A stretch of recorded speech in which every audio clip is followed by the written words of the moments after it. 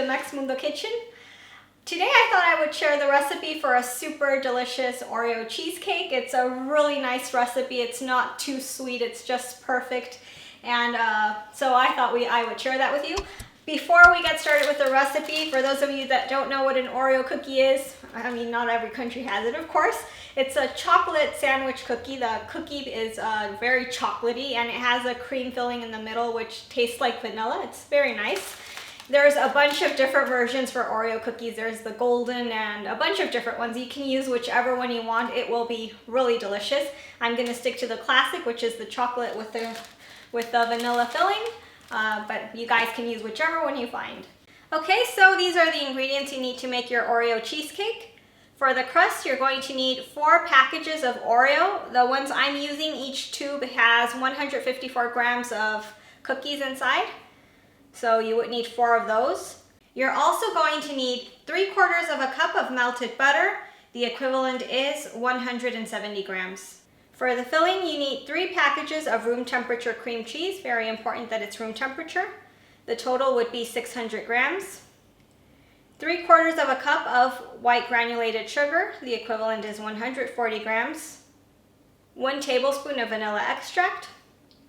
1/2 cup of double cream. The equivalent is 118 milliliters.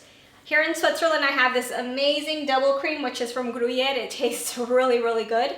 But if you can't find any double cream that you like, you can also use Greek yogurt, sour cream, creme fraiche. Any of those things will work just fine.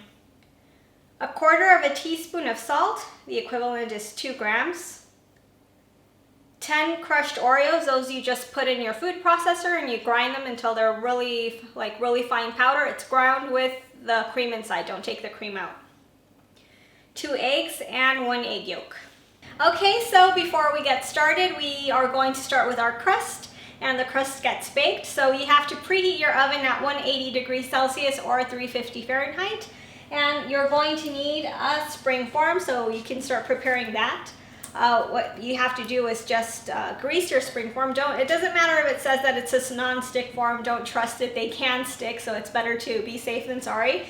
So just grease it. And I like putting wax paper also because that helps get the cheesecake even more loose in a more easy way. It's less complications. Next, we'll start making our crust. So what you need is a food processor, and in there you're going to add all your Oreo cookies and with the cream, the whole cookie. Don't take the cream out, no cheating, no eating it, you need the whole cookie. You add it in your food processor and you're going to grind it. You want really, really fine crumbs. Once you've ground all your cookies, you are going to add the melted butter in there and you continue processing until you have a kind of like a paste. And then once you have that with a spatula, just scoop it out into your mold, into your, the mold you're going to use for your cheesecake. And with a glass, a tall glass, or any glass that fits in here, you just have to press it down to make it firm. You press it on the bottom and you press it to the sides. After that, you're going to put it in your oven and you're going to bake it for 10 minutes at the same temperature I told you to preheat. And then after that, you take it out and you leave it on your counter so it cools down. Okay, so while our crust is baking, let's make the filling. You're going to need your paddle attachment, and in the bowl you're going to put your cream cheese. Very important that it's room temperature, like I said in the beginning. It helps all the mixing be easier. You put your cream cheese in there and your sugar, and you're going to mix for about 3 to 4 minutes. You want the sugar to fully dissolve, or dissolve as best possible. After that, you add your vanilla extract, your double cream, or whichever ingredient you choose to use from the options I gave in the beginning of the video, your salt, your crushed Oreos, and the last would be the eggs, the 2 eggs and the egg yolk. Once you add the eggs, you have to just mix not much, a quick mix, because you don't want to incorporate air into your filling of your cheesecake, and eggs take in a lot of air. If you have air in there, your cheesecake will crack on the top and it won't look so nice. You can always decorate and cover if there's any cracks, don't worry, but it's one of these tips that kind of helps get a nicer cheesecake. The cheesecake is going to be baked in bain-marie or in a water bath. So while you're making your filling, you can heat up some water in a kettle or in a pan so that you have that ready for when you're done making the filling. Okay, so let's start putting our cheesecake together, but first let's preheat our oven to 160 degrees Celsius or 325 Fahrenheit. Like I mentioned earlier, the cheesecake gets baked in bain-marie or water bath. And since it's water and your cheesecake pan it's going to be sitting in the water, you really don't want any of that water leaking into your cheesecake. So what you have to do is you have to cover your mold in aluminum foil, and then you sit it inside your roast pan. It has to be a pan that's bigger than the pan you're using to make your cheesecake so that it can fit inside. Then we are going to pour our cheesecake filling batter on top of the crust, which we already baked.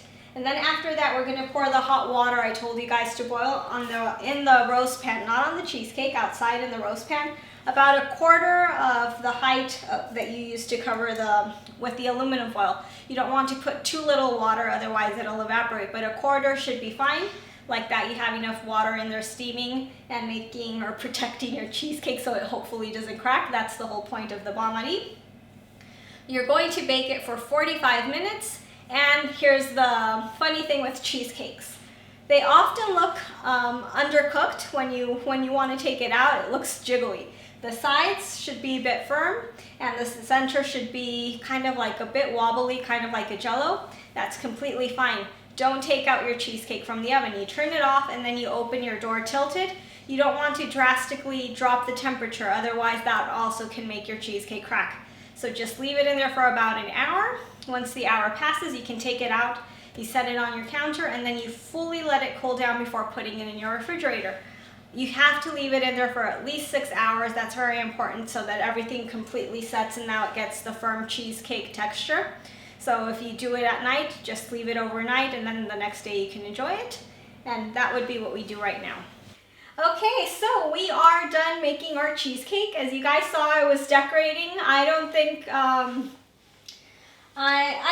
I need to really give you guys the decorating class because it was quite simple what I did.